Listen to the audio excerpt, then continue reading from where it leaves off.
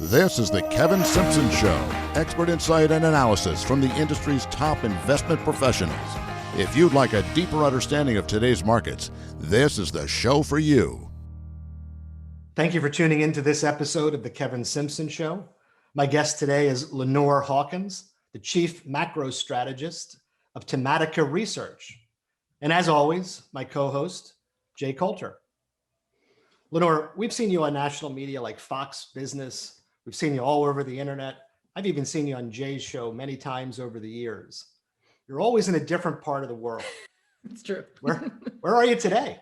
So today I am back in Italy. Got here a little over a week ago and was in Ireland before that for about a week. And then before that was back in the US. So it's been interesting to see how different each country is as we kind of work our way through this process. I don't leave a 3-mile radius. I know we don't know each other that well. So I did go to the supermarket yesterday, and earlier I got gas. Gutsy move. Yeah, a great follow-up question there is actually, Lenore, I just know because of our relationship, you've been all over the world in the last 14 days. What has that been like? And where have you been? Yeah, travel has been, it's really complicated. It's pretty funny, the amount of paperwork required every time you show up to the airport and all the testing that you have to have done. My nose has been violated a lot. But it's interesting just how relaxed the US is relative to the rest of the world. But I mean, great thing to see is how quickly vaccinations are going. So that's, but it's definitely a very different world outside of the US. The economy outside of the US is moving at a much slower pace. There's a lot more headwinds to growth outside of the US. How does that compare from 6 months ago? I think the US has been one of the great things about I think the US culture is it pushes back on any kind of restrictions. And the unbelievable part of American business is it finds opportunity. No matter how ugly things get, it will find opportunity. Where you have, particularly in Europe, because there's so much red tape and because people have been dealing with red tape for so long, people tend to give up a little bit more quickly. And it's no knocking them. It's not a lack of energy. There's no laziness involved in it at all. It's just the hurdles to climb are so massive. And I think the US has been a lot more reasonable with the cost of any kind of a lockdown to the economy versus what you see in Europe, particularly in Italy. I mean, Italy has just been ridiculous with open, close. I mean, how can you possibly run a restaurant when you're told you can open and then 4 or 5 days later, oh, we're closing you again? I mean, what happens to all your inventory and hiring people and getting things moving again? It's just not something you could turn on and off. I think what I'm seeing in the US is a much stronger recovery than you're seeing elsewhere.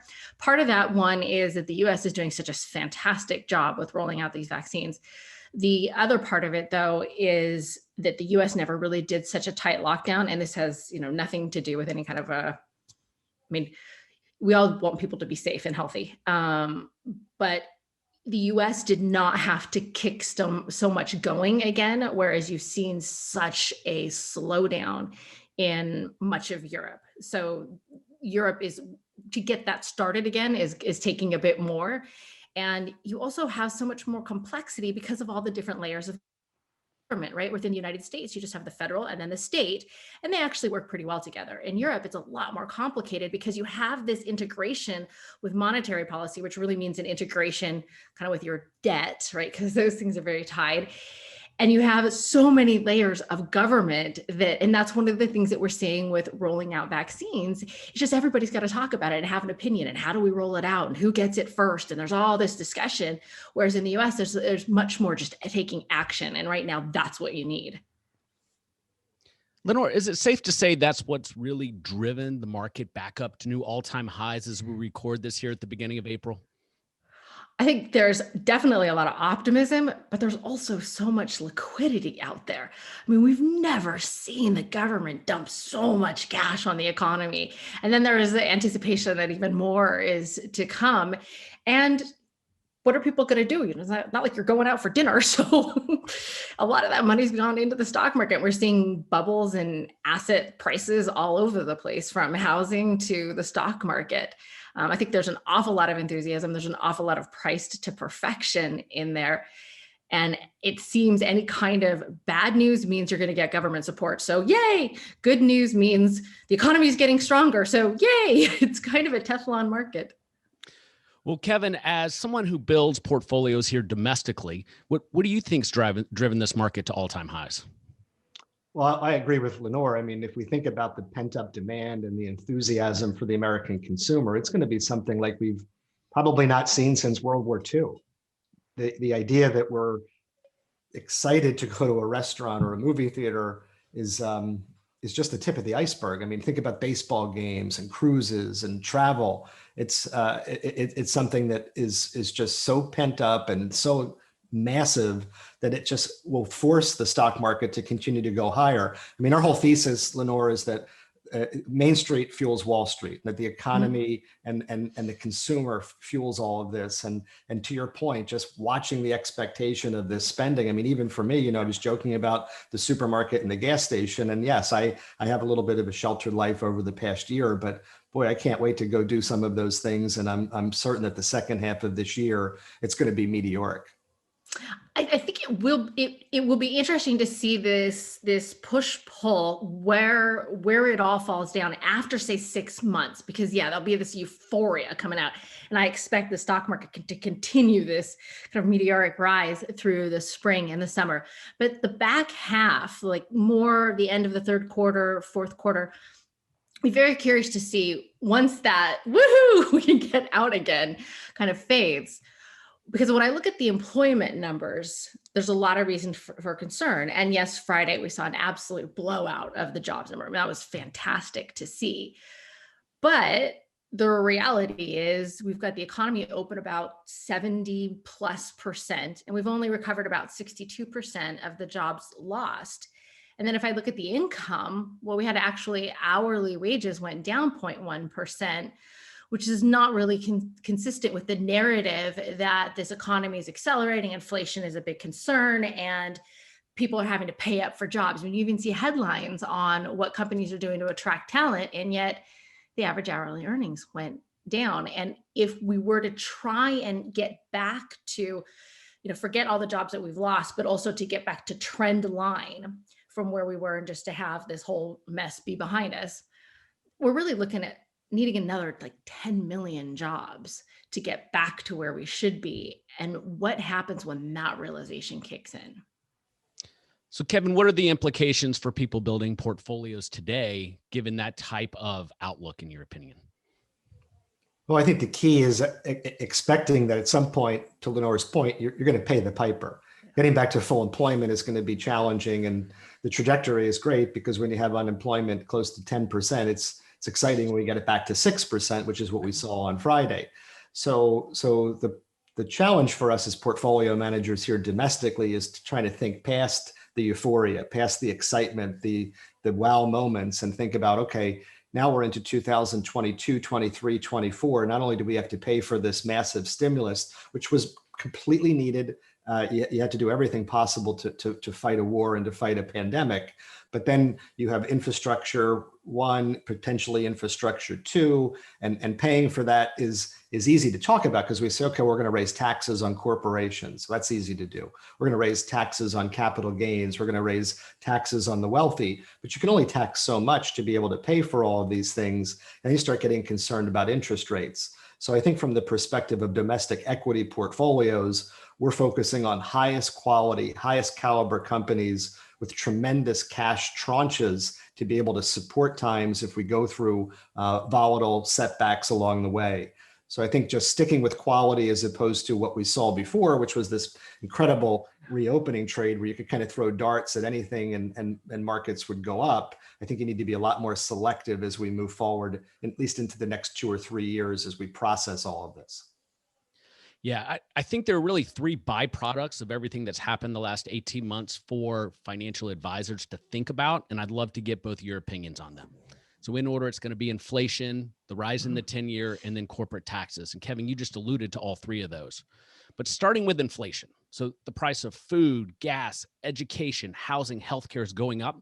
The government is telling us that there's not a lot of inflation. And all of it, as Lenore has said on my show in the past, inflation is always defined by the person who is speaking it. So Lenore, what are the implications globally of the potential for inflation as advisors are building portfolios? I think I think the inflation risks right now are so overstated, which makes the treasury market more attractive than it's been in quite a while. We keep hearing that this inflation is running rampant, and yet average hourly earnings, core CPI, is running at about a 0.7% annual rate. That's not extremely inflationary to me. And when I look at how many jobs we still need to bring in to get back to some sort of reasonable level of employment, and you look at the increase in productivity. So there's a lot, you've got this excess labor and you're seeing productivity gains, the likes of which we have not seen in a very long time.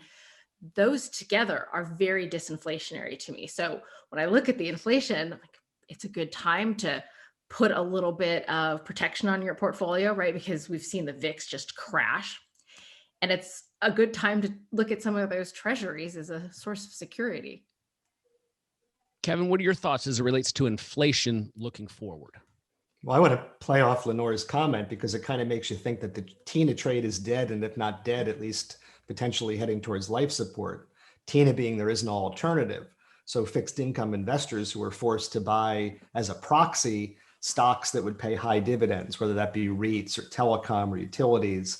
And if you think about this, the source of the treasury market as a secure way of actually making some income, you start to think differently about the fixed income market. As far as inflation is concerned, again, that big exciting trip to the gas station, I did notice the prices were a little bit higher, but that could have a lot to do with the fact that we're heading into summer and that we're seeing the increase in the price of oil, but still nowhere near $100 a barrel where you start to get scared. And even the extent of the increase in the 10-year treasury going from 1 to 1.75, yes, perhaps now it makes sense to put a little money there for safekeeping, but 1.75 is still pretty darn close to zero. Right, and part of what those prices that we're seeing is trying to get these supply chains back in order. And we're going to have some crazy pricing for a bit there because we have ships all over the world that are not where they need to be. Then we had this lovely event in the Suez Canal. That was fun because we didn't have enough complexity going on. So you're going to have these input prices, raw material prices, and shipping prices are going to be elevated for some time, but that's just getting the machinery of the global economy back in working order again. And that, I think we kind of have to discard those a little bit when we're talking about, is this inflation or is this just a temporary increase in prices, because things are kind of a bit complicated. And when I look at the US dollar, because you're asking about that, we're seeing it's holding pretty firm at its 200-day moving average. And I think one of the concerns there to keep in mind is, for when we're looking at a portfolio and looking at the global perspective, is if we do see a strengthening dollar, that's a really tough thing for emerging markets in two ways, because they've got that stronger dollar, they've got so much dollar denominated debt. Right. And the more that dollar strengthens, the more expensive their debt becomes in terms of their domestic currency. And also it makes the US economy a bit more attractive, right? Because they have to compete more, and a stronger dollar makes US investments look better. Let's talk about corporate taxes. So without putting a political lens on it, Janet Yellen came out this week and said she would like to explore the idea of a global corporate tax, ideally to help offset, a rise in corporate taxes here domestically. Mm-hmm. Also, as NPR noted this week, there are companies such as Nike and FedEx that don't pay any corporate taxes. So as a financial advisor or portfolio manager, as you look at the potential for a rise in corporate rates domestically and internationally, Lenore, what do portfolio constructors need to think about? Well, margins aren't going to get better. Not when you're going to be raising the corporate tax rate, which is, it's a bit complicated for me to wrap my head around, because it seems like you're driving with your foot on the brake. Right? We're doing all the stimulus spending from the government, and then going to turn around and take more money out of the economy. It's an interesting strategy. I think from a global perspective, it's going to be very difficult to get everyone to agree on something like that, because tax rates are a way that countries can compete with one another. I was just in Ireland a little bit ago, and that's a tiny country. It's a tiny little island. It doesn't have a whole lot to offer other than fairly well-educated population. What it has been able to compete on is its tax code. And that drives everyone else nuts, but it doesn't have a whole lot else to go for. It's such a small little country, but yet it's managed to become a tech hub because of that. I think it's going to be really tough to push that through. When you look at the composition on Capitol Hill, it's not clear that there's a good margin to get this pushed through. It's going to be a difficult conversation to say, yes, give me money for stimulus, and at the same time, I'm going to then take money out of the economy. Kevin, what are your thoughts? Well, Lenore is the macro strategist, and that takes second level thinking that's way above my pay grade. But I look at it, from a domestic manager and think, yeah, let's absolutely implement global taxation because that benefits U.S. companies.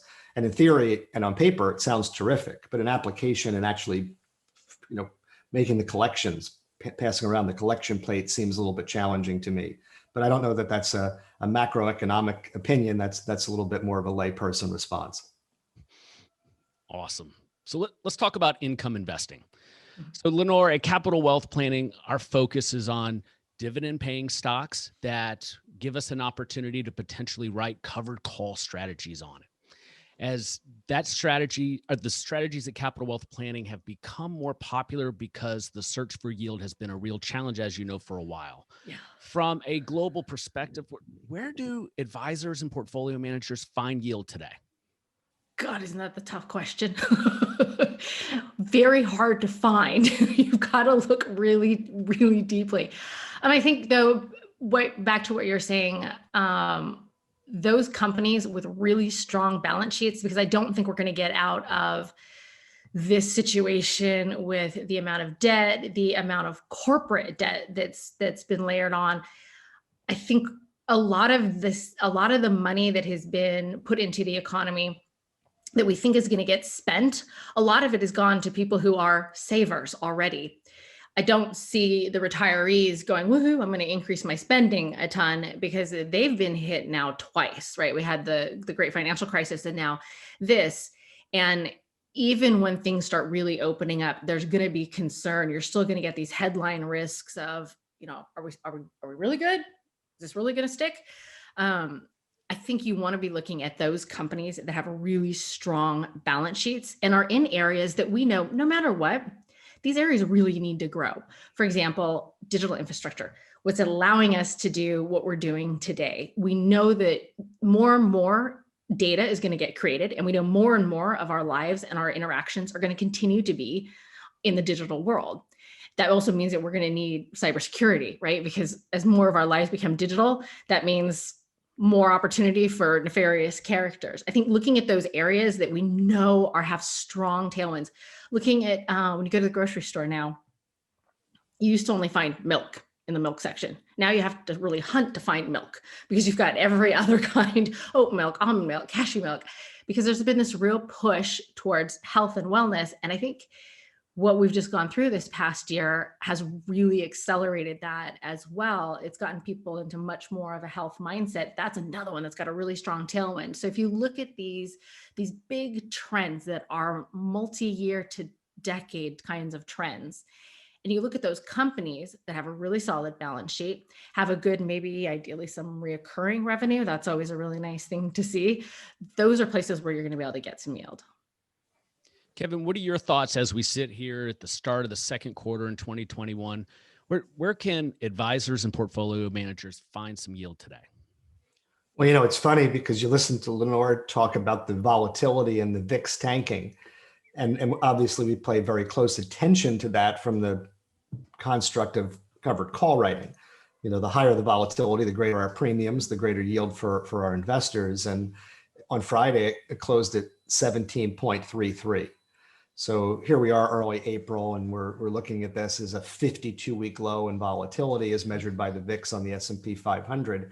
And, I was thinking the other day, 17.33, if this had been 2 years ago, 3 years ago, 4 years ago, take your pick, we'd be just ecstatic at a 17.33 VIX in terms of the premiums that we could generate. So as so many things that are speed bumps along the way, we're expecting volatility to probably hover in that 20 range, spiking up and down. We'll be able to harvest that, take advantage of it, try to generate premiums through covered call writing.